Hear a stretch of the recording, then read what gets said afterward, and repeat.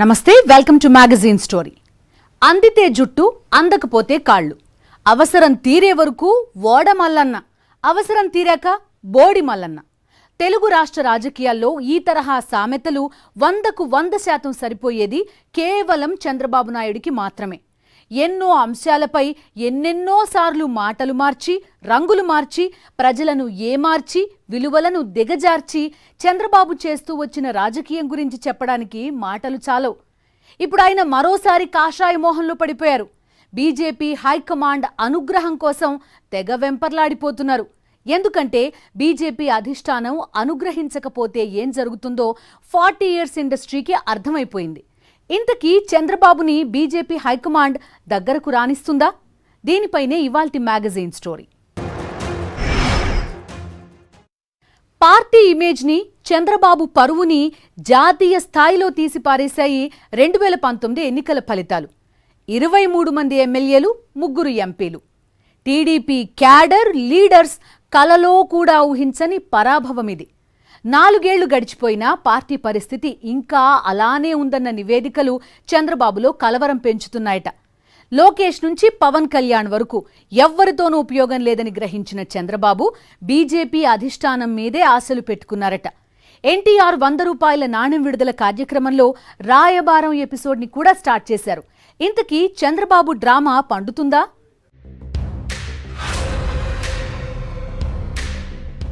రాజకీయాల్లో రంగులు మార్చే నేతలు సహజం, కానీ రంగులు మార్చటమే రాజకీయం అనే తరహాలో ఇండియన్ పొలిటికల్ స్క్రీన్ మీద తన ఉనికిని చాటుకున్న ఏకైక నాయకుడు చంద్రబాబు నాయుడు. ఇప్పుడు మళ్ళీ ఎన్టీఆర్ పేరును వాడేస్తూ ఎన్టీఆర్ ఫ్యామిలీని తెరపైకి తెచ్చి బీజేపీని ప్రసన్నం చేసుకునే పనిలో టీడీపీ అధినేత చాలా బిజీగా ఉన్నారు. ఏపీలో తెలుగుదేశం పార్టీ పరిస్థితి రోజు రోజుకు దిగజారుతోంది. వైఎస్ జగన్మోహన్ రెడ్డి ప్రజా సంక్షేమ పాలన నుంచి ప్రజల దృష్టిని మరల్చడానికి బాబు అండ్ కో వేస్తూ ఉన్న నాటకాలేవీ ఫలించడం లేదు. అటు చూస్తే అప్పుడే ఎన్నికల ఏడాది వచ్చేసింది. లోకేష్ నుంచి పవన్ కళ్యాణ్ దాకా అందరి పొలిటికల్ పెర్ఫార్మెన్స్ ఘోరాతి ఘోరంగా ఉండటంతో మళ్లీ బీజేపీ అవసరం చంద్రబాబుకి గుర్తొచ్చిందని రాజకీయ పరిశీలకులు విశ్లేషిస్తున్నారు. ఎన్టీఆర్ 100 రూపాయల నాణెం విడుదల కార్యక్రమంలో బీజేపీ అధిష్టానం దృష్టిలో పట్టడానికి చంద్రబాబు చేసిన ప్రయత్నాలు రాజకీయ వర్గాల్లో చర్చనీయాంశంగా మారాయి. ఉమ్మడి ఆంధ్రప్రదేశ్లో కానీ, విభజిత ఆంధ్రప్రదేశ్లో కానీ తెలుగుదేశం బీజేపీ స్నేహం చాలా తమాషాగా ఉంటుంది. ఓ రకంగా చెప్పాలంటే వారిది పాము ముంగిస స్నేహం అనాలా, లేకపోతే జెరిగొడ్డు ఇంకేదన్నా స్నేహం అనాలా, ఇదంతా తమాషాగా ఉంటుంది. ఇద్దరు తిట్టుకుంటారు, ఇద్దరు విడిపోతారు, ఇద్దరు కలుస్తుంటారు. రాజకీయాల్లో సరే కొంత అట్లాంటివి జరగవని నేను అన్న కానీ, బట్ ఒక ప్రాంతీయ పార్టీతోటి ఒక జాతీయ పార్టీ ఈ రకంగా కలవటాలు, విడిపోవటాలు, అది ప్రాంతీయ పార్టీ బలహీనత లేక జాతీయ పార్టీ బలహీనత అనేది మనం పరిశీలించాల్సి ఉంటుంది. రాజకీయంగా బీజేపీని వాడుకొని లాభపడటం, అవసరం తీరిన తర్వాత బీజేపీని మతోన్మాద పార్టీ అని దూషిస్తూ దూరం జరగటం తన రాజకీయ జీవితంలో చంద్రబాబు పదే పదే చేశారు. ఇప్పుడు మళ్లీ బీజేపీకి దగ్గరయ్యే ప్రయత్నాలను మొదలుపెట్టారు. ఏపీ బీజేపీ అధ్యక్షురాలు పురంధేశ్వరి రాయబారం నడిపే బాధ్యత తీసుకోవటం విచిత్రంగా ఉందని పొలిటికల్ అనలిస్టులు విశ్లేషిస్తున్నారు. ఈ క్రమంలోనే బీజేపీని వాడుకొని చంద్రబాబు రాజకీయంగా ఎదిగిన తీరు పొలిటికల్ సర్కిల్స్ లో హాట్ టాపిక్ గా మారింది. 2004లో ముందస్తు ఎన్నికలకు సై అన్న చంద్రబాబు ఎన్డీఏని కూడా అందులోకి లాగాడు. ఎట్టి పరిస్థితుల్లోనూ మనదే విజయం అన్న చంద్రబాబు మాటలకి వాజ్పేయి కూడా ముందస్తుకు జై కొట్టారు. చివరకు టీడీపీతో పాటు ఎన్డీఏని కూడా చంద్రబాబు నిండా ముంచేశారని రాజకీయ పండితులు విశ్లేషిస్తున్నారు. ఎన్డీఏ ఓటమి పాలైన వెంటనే యూటర్న్ తీసుకున్న చంద్రబాబు మతతత్వ బీజేపీ అంటూ విమర్శలు చేయటమే కాదు, గుజరాత్ అల్లర్ల వల్లే ఎన్డీఏ ఓడిపోయిందని నాటి గుజరాత్ సీఎం నరేంద్ర మోదీ మీద కూడా విమర్శలు చేశారు. బీజేపీతో పొత్తు పెట్టుకుని పొరపాటు చేశామన్నారు. ఎన్టీ రామారావును వెన్నుపోటు వచ్చిన దగ్గర నుంచి 98 లోక్సభ ఎన్నికల వరకు తనను వెన్నంటి ఉన్న వామపక్షాలను చీకొట్టి పక్కకు నెట్టేసి భారతీయ జనతా పార్టీతో పొత్తు పెట్టుకొని అధికారంలోకి వచ్చారు. అదే భారతీయ జనతా పార్టీతో కలిసి 2004లో పోటీ చేసి ఘోరంగా పరాజయం చెందిన తర్వాత బీజేపీతో పొత్తు పెట్టుకోవడం తప్పని, అది మసీదులు కూలగొట్టే పార్టీ అని, జీవితంలో ఎప్పుడు అటువంటి తప్పు చేయనని అనేక మార్లు ప్రకటించిన చంద్రబాబు నాయుడు 19 1999లో బీజేపీ సహకారంతో గెలిచి 2004లో ఆయన స్వయంకృతాపరాధంతో ఓడిపోయి బీజేపీని తూలనాడి 2009 ఎన్నికలు వచ్చేసరికి బీజేపీని పక్కన పెట్టి ఉభయ కమ్యూనిస్టు పార్టీలు తెలంగాణ రాష్ట్రంతో కలిసి అధికారం చేజిక్కించుకోవడానికి అనేక కుట్రలు చేశారు. 2004 తర్వాత 2009లోనూ ఓటమి పాలవటంతో 2014లో మళ్లీ బీజేపీకి జై కొట్టారు చంద్రబాబు. 2004 ఓటమి తర్వాత నాటి గుజరాత్ సీఎం నరేంద్ర మోదీ మీద తీవ్ర విమర్శలు చేసి బీజేపీని నానా మాటలన్న చంద్రబాబు 2014లో అదే నరేంద్ర మోదీ ప్రధాని అభ్యర్థిత్వానికి జై కొట్టారు. గుజరాత్ అభివృద్ధి నమూనా కేంద్రంగా దేశవ్యాప్తంగా బీజేపీకి పాజిటివ్ వైబ్రేషన్ స్టార్ట్ అయ్యాయి. దీన్ని గ్రహించిన చంద్రబాబు మోదీ ఇమేజ్ ని వాడుకొని 2014లో గెలిచారు. ప్యాకేజీ చాలు, ప్రత్యేక హోదా అక్కర్లేదంటూ ఏపీకి తీరని నష్టాన్ని చేశారు. అటు ప్రత్యేక హోదా కోసం వైఎస్ఆర్సీపీ పోరాటం చేయడంతో ప్రజలు వైసీపీ వైపే ఉన్నారు. దీన్ని గ్రహించిన చంద్రబాబు 2018లో ఎన్డీఏ నుంచి బయటకు వచ్చారు. మళ్లీ బీజేపీని, మోదీని నానా మాటలంటూ ప్రత్యేక హోదా కోసం ధర్మ పోరాట దీక్షల పేరుతో డ్రామా చేశారని పొలిటికల్ అనలిస్టులు చెబుతున్నారు. చంద్రబాబు ప్రజాకంటక పాలనపై ఆగ్రహించిన ఏపీ ఓటర్లు ఘోరాతి ఘోరంగా ఓడించారు. 2019లో ఓటమి పాలైన వెంటనే మళ్లీ బీజేపీ భజన చేయడానికి చంద్రబాబు రెడీ అయిపోయారు. 4 టీడీపీ ఎంపీలు రాత్రికి రాత్రి కాషాయ కండువాలు వేసుకున్నారు. ఇది చంద్రబాబు పనేనని ఒక పార్టీ అధ్యక్షుడు తన పార్టీకి చెందిన 4 ఎంపీలను మరో పార్టీలోకి పంపటం దేశ రాజకీయాల్లో ఇదే తొలిసారన్నది రాజకీయ పండితుల మాట. పవన్ కళ్యాణ్ ద్వారా చేసిన లాబియింగ్ ఫలించలేదని, చంద్రబాబుకు దూరంగా ఉండమని బీజేపీ అధిష్టానం పవన్ కు సలహా ఇచ్చిందన్నది ఢిల్లీ వర్గాల మాట. ఇప్పుడు పురంధేశ్వరితో రాయబారం నడుపుతూ బీజేపీకి దగ్గర కావడానికి చంద్రబాబు మళ్లీ ప్రయత్నాలు మొదలుపెట్టారని పొలిటికల్ అనలిస్టులు విశ్లేషిస్తున్నారు. చంద్రబాబు గురించి పూర్తిగా తెలిసిన బీజేపీ హైకమాండ్ ఈ ఎపిసోడ్కు ఎలా ముగింపు ఇస్తుందన్నది చర్చనీయాంశంగా మారింది. దగ్గుబాటి ఫ్యామిలీ, నారా ఫ్యామిలీ రెండింటి మధ్య పచ్చగడ్డి వేస్తే భగ్గుమనే స్థాయిలో 2 దశాబ్దాలకు పైగానే విభేదాల పర్వం నడిచింది. ఇప్పుడు బీజేపీకి దగ్గర కావాలని చంద్రబాబు చేస్తున్న ప్రయత్నాలకు ఏపీ బీజేపీ అధ్యక్షురాలు పురంధేశ్వరి సహకారం ఉందని రాజకీయ వర్గాలు చెబుతున్నాయి. నడుస్తున్న రాజకీయం కూడా ఇదే విషయాన్ని కన్ఫర్మ్ చేస్తోంది. 2019 ఓటమి తర్వాత భవిష్యత్తు ఎలా ఉంటుందో గ్రహించిన చంద్రబాబు దగ్గుబాటి ఫ్యామిలీకి దగ్గరయ్యే ప్రయత్నాలను విజయవంతంగా చేశారు. మరి బీజేపీ హైకమాండ్ మెప్పు పొందే ఎత్తుగడని కూడా అంతే విజయవంతంగా చేస్తారా? చంద్రబాబు రాజకీయం గురించి బాగా తెలిసిన బీజేపీ అధిష్టానం ఏం చేయబోతోంది? 2019 ఎన్నికల్లో చిత్తుగా ఓటమి పాలైన చంద్రబాబు భవిష్యత్ రాజకీయాలను దృష్టిలో పెట్టుకుని దగ్గుబాటి కుటుంబానికి దగ్గరయ్యే మాస్టర్ ప్లాన్ వేశారని రాజకీయ వర్గాలు చెబుతున్నాయి. 1994 సెప్టెంబర్లో ఎన్టీఆర్కు వ్యతిరేకంగా టీడీపీలో తిరుగుబాటు తెచ్చిన చంద్రబాబు నాయుడు ముఖ్యమంత్రి అయ్యారు. అప్పుడు ఆయన ముఖ్యమంత్రి కావటంలో సహకరించిన తోడల్లుడు దగ్గుబాటి వెంకటేశ్వరరావుకు డిప్యూటీ సీఎం పోస్ట్ ఇస్తానన్న చంద్రబాబు ఆ తర్వాత పదవినివ్వలేదు. చంద్రబాబు నాయుడు తమను నమ్మించి మోసం చేశారని దగ్గుబాటి కుటుంబం ఆక్రోశాన్ని వ్యక్తం చేసింది. అందుకే దగ్గుబాటి వెంకటేశ్వరరావు చంద్రబాబుకు దూరంగా ఉన్నారు. ఎన్టీఆర్ ను గద్దె దింపినప్పుడు చంద్రబాబుతో ఉన్న దగ్గుబాటి తిరిగి ఎన్టీఆర్ పంచన చేరారు. ఎన్టీఆర్ మరణానంతరం ఆయన బీజేపీలో చేరారు. ఆయన సతీమణి పురంధేశ్వరి మాత్రం దివంగత ముఖ్యమంత్రి వైఎస్ఆర్ ప్రోత్సాహంతో కాంగ్రెస్లో చేరి 2004-2009 ఎన్నికల్లో ఎంపీగా గెలిచి కేంద్ర మంత్రి పదవిని పొందారు.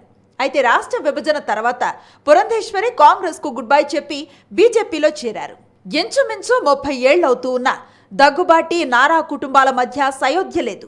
అటువంటిది ఇప్పుడు పురంధేశ్వరి, చంద్రబాబు నాయుడు మధ్య ఏదో అవగాహన కుదిరినట్లుందని రాజకీయ పండితులు అనుమానిస్తున్నారు. దగ్గుబాటి, నారాల మధ్య ఏడాది క్రితమే సంధి కుదిరి ఉంటుందని రాజకీయ పండితులు అంటున్నారు. ఏడాది క్రితం దగ్గుబాటి వెంకటేశ్వరరావు గుండె సంబంధ సమస్యతో ఆసుపత్రిలో చేరారు. అప్పుడు సుదీర్ఘ విరామం తర్వాత చంద్రబాబు నాయుడు దగ్గుబాటిని పరామర్శించడానికి ఆసుపత్రికి వెళ్లారు. బహుశా అప్పుడే తోడళ్లుల మధ్య ఒక రకమైన అవగాహన కుదిరి ఉండవచ్చని రాజకీయ పరిశీలకులు విశ్లేషిస్తున్నారు. ఆ క్రమంలోనే ఏపీ బీజేపీ అధ్యక్షురాలుగా నియమితులైన పురంధేశ్వరిని కూడా కలుపుకుపోవటం ద్వారా బీజేపీతో పొత్తు సాధించుకోవాలని చంద్రబాబు భావిస్తున్నట్లుగా చెబుతున్నారు.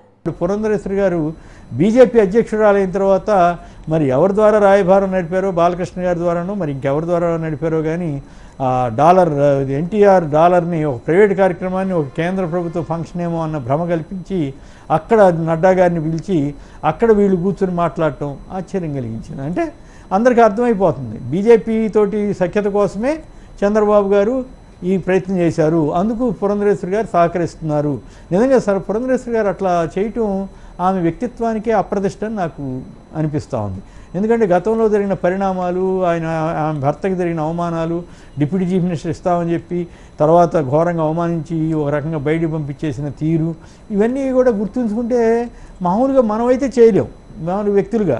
కానీ రాజకీయాల్లో ఉన్న వాళ్ళకి ఆ పదవి మీద మోజు అట్లుంటుందో ఏం పాడో తెలియదు. కానీ పురంధరేశ్వరి గారు ఆ రకంగా భర్త గారిని కూడా తీసుకెళ్ళి చంద్రబాబు గారి పక్కన కూర్చోబెట్టడం అంటే ఆశ్చర్యం అనిపించింది.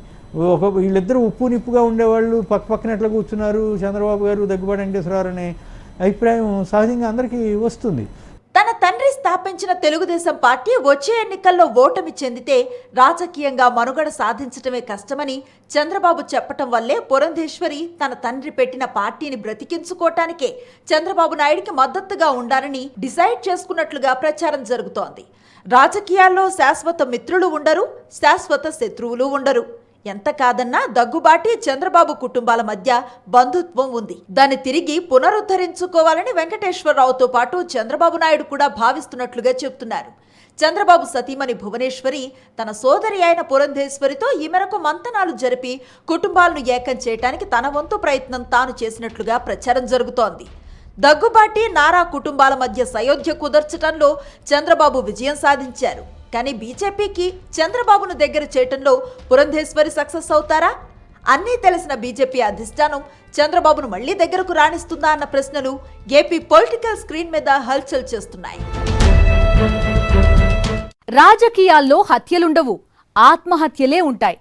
వరల్డ్ పాలిటిక్స్కి అప్లై అయ్యే నానుడి ఇది. ఎంత ఘోరమైన స్థితిలో ఉన్నా సరే సరైన సమయంలో తీసుకునే నిర్ణయం పరిస్థితిని చక్కదిద్దుతుంది. కానీ చంద్రబాబు విషయంలో మాత్రం ఇదే జరగడం లేదు. లోకేష్ పాదయాత్ర నుంచి పవన్ వారాహి యాత్ర వరకు ఏదీ కూడా మైలేజ్ ఇవ్వడం లేదని టీడీపీ నేతలే గుసగుసలాడుకుంటున్నారు. చంద్రబాబు మొదలు టీడీపీ నేతల వరకు అంతా మూకుమ్మడిగా మొదలుపెట్టిన బూతుల పారాయణం పబ్లిక్ చీకొట్టేదాకా వెళ్ళింది. ఏం చేసినా ప్రజల మనసులు గెలుచుకోవడం సాధ్యం కావడం లేదు. అందుకే ఆఖరి ప్రయత్నంగా బీజేపీతో ఫ్రెండ్షిప్ సాంగ్ పాడాలని వెంపర్లాడిపోతున్నారు.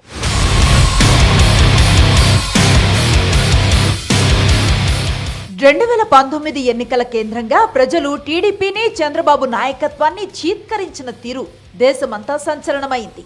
ఆ తర్వాత కూడా చంద్రబాబుకు షాక్ మీద షాక్ తగులుతూనే ఉంది. మంత్రిని చేసిన, పార్టీ జాతీయ ప్రధాన కార్యదర్శిని చేసిన లోకేష్ సమర్థ నాయకుడిగా తనను తాను ఫోకస్ చేసుకోలేకపోతున్నాడు.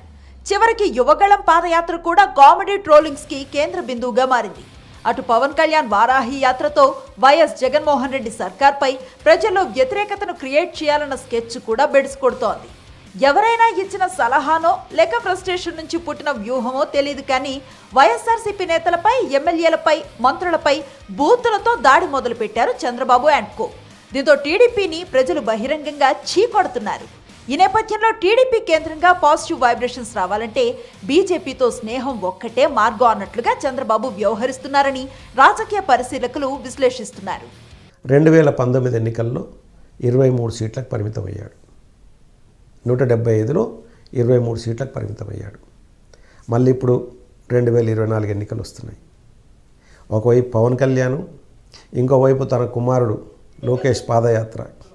ఇవేవి కూడా తనకు అనుకూలించమన్న నిర్ణయానికి వచ్చి భారతీయ జనతా పార్టీని ఏమైనా నమ్ముకుంటే మళ్ళీ అధికారంలోకి వస్తానేమో, కేంద్రంలో అధికారంలో ఉన్న భారతీయ జనతా పార్టీ ఏ రకంగా తనకు తోడ్పడుతుందేమో అన్న ఉద్దేశంతో బీజేపీ స్నేహం కోసం రాయబేరాలు సాగిస్తున్నాడు.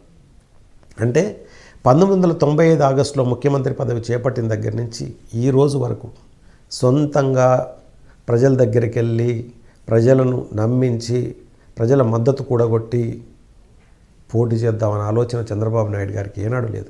ఎన్టీఆర్ పేరిట 100 రూపాయల నాణెం విడుదల కార్యక్రమంలో పాల్గొన్న బీజేపీ నేతల కేంద్రంగా కూడా ఆసక్తికరమైన చర్చ జరుగుతోంది. వీళ్ళెవ్వరూ ఒరిజినల్ బీజేపీ నేతలు కాదు. 2019 ఎన్నికల్లో ఘోర ఓటమి తర్వాత చంద్రబాబు డైరెక్షన్లో కాషాయ కండువా వేసుకున్న వాళ్లే అంటున్నాయి రాజకీయ వర్గాలు. వాళ్ళందరినీ ఆహ్వానించడం వెనుక కూడా బీజేపీ చంద్రబాబు మధ్య ఒక అవగాహన కుదిరిందన్న అభిప్రాయాన్ని కలిగించే ప్రయత్నం ఉందని రాజకీయ పరిశీలకులు విశ్లేషిస్తున్నారు. చంద్రబాబు గారు గత 4 ఏళ్లుగా విపరీతంగా యత్నిస్తున్నారు. ఎలాగోలా మళ్ళీ మోడీ గారి ప్రాపకం సంపాదించాలని బీజేపీ తోటి కలిసి వెళ్ళడం ద్వారా జగన్ గారిని మళ్ళీ ఏదైనా ఇబ్బంది పెట్టే అవకాశం ఉంటే పెట్టాలని ఈ ప్రయత్నం చేస్తున్నారు. మరి బీజేపీ ఏం చేస్తుంది? నిజానికి నడ్డా గారు నిన్న మన ఎన్టీఆర్ నాణ్యం విడుదల చేసే కార్యక్రమానికి ఆ రకంగా ఒక్కడే వెళ్ళి ఉండాల్సింది కాదు. ఇతరత్ర ఒరిజినల్ బీజేపీ నాయకుల్ని అంటేసుకుని వెళ్ళాలి. కానీ సీఎం రమేష్, రఘురామకృష్ణరాజు, ఆయన ఎవరు వైసీపీ ఎంపీ, అసమ్మతి ఎంపీ, మరి కనకమేడల రవీందర్ టీడీపీ ఎంపీ, వీళ్ళతోటి ఆయన వెళ్ళటమేంటో నాకేం అర్థం కాల. నడ్డా గారు అది చూస్తే ఓహో ఏమన్నా ఈ బీజేపీ వాళ్ళు ఏమన్నా కాస్త తలొగ్గుతున్నారా, కాస్త తగ్గుతున్నారా, సరిపెట్టుకుంటున్నారా, వాళ్ళ వీక్నెస్ ఏమన్నా, వాళ్ళల్లో చంద్రబాబు గారు ఏంటంటే ఎవరు వీక్నెస్ ఏమిటనేది కనిపెట్టి వాళ్ళని అట్లా మేనేజ్ చేయడంలో దిట్టని పేరుంది. సో మరి అట్లా ఏదన్నా చేశారా అనేటువంటి ఒక ప్రశ్న కూడా వస్తుంది. దగ్గుబాటి ఫ్యామిలీకి దగ్గర కావటంలో విజయం సాధించిన చంద్రబాబు టీడీపీ బీజేపీ మధ్య ఏదో జరుగుతుందన్న అభిప్రాయం కలిగించడానికి విశ్వ ప్రయత్నం చేస్తున్నారు. కాకపోతే ప్రధాని నరేంద్ర మోదీకి, అమిత్ షాకి చంద్రబాబు గురించి పూర్తిగా తెలుసు. ప్రస్తుతం టీడీపీ పరిస్థితి తెలుసు. ఏపీలో ఆ పార్టీ రోజు రోజుకి తన ఇమేజ్ ని ఎంత ఘోరంగా కోల్పోతుందో, ప్రజలకు ఎంతగా దూరం అవుతుందో తెలుసు. అన్నీ తెలిసి చంద్రబాబును అక్కున చేర్చుకునే సాహసం బీజేపీ అధిష్టానం చేయదని పొలిటికల్ అనలిస్టులు విశ్లేషిస్తున్నారు. ఇప్పటికీ కూడా మోడీ గారు, అమిత్ షా గారు వాళ్ళు ఆత్మగౌరవానికే ప్రాధాన్యత ఇస్తున్నారు తప్ప ఈ దిక్కుమాలిన అవకాశవాద రాజకీయానికి ఇవ్వట్లేదేమో అని నాకు అనిపిస్తూ ఉంది. నడ్డా గారు అంటే వచ్చి వెళ్ళినా ఆయన మరి ఆయన్ని పూర్తి స్థాయిలో ఆయన డెసిషన్ తీసుకోలేరు కాబట్టి అదేం పెద్ద ఇష్యూ కాకపోవచ్చు. కానీ బట్ ఇప్పటికిప్పుడైతే వారు అలాంటి నిర్ణయం తీసుకుంటే బీజేపీ వాళ్ళు మరొకసారి పరువు పోగొట్టుకున్నట్టే. చంద్రబాబు అనుభూతులు తిట్టినా వీళ్ళు పెద్ద షేమ్ ఫీల్ అవ్వకుండా మళ్ళీ వెళ్ళి కలిశారు, ఆయన బతినాడుకుంటేనో బావులాడుకుంటేనో అనేటువంటి అభిప్రాయం కలుగుతుంది. సో అందువల్ల ఇప్పటికైతే బీజేపీ ఇంకా పూర్తి స్థాయిలో ఆ చంద్రబాబు రూట్లోకి రాలేదనే నాకు అనిపిస్తుంది. చంద్రబాబు రాజకీయ జీవితంలో ఇప్పటిదాకా తన ఇమేజ్తో తన ప్రతిష్టను, ఎన్నికలను ఎదుర్కొంది లేదు, గెలిచింది లేదు. కూటముల రాజకీయాల కేంద్రంగానే నాయకుడిగా ఎదిగారు. ఇప్పుడు కూడా 2024 కేంద్రంగా అలాంటి కూటమి కోసం బీజేపీ అండ కోసం తహతహలాడుతున్నారు. చంద్రబాబును నమ్మి మరోసారి మోసపోవటానికి ఎవ్వరూ సిద్ధపడరన్న చర్చ ఇప్పుడు ఏపీ అంతటా జోరుగా సాగుతోంది.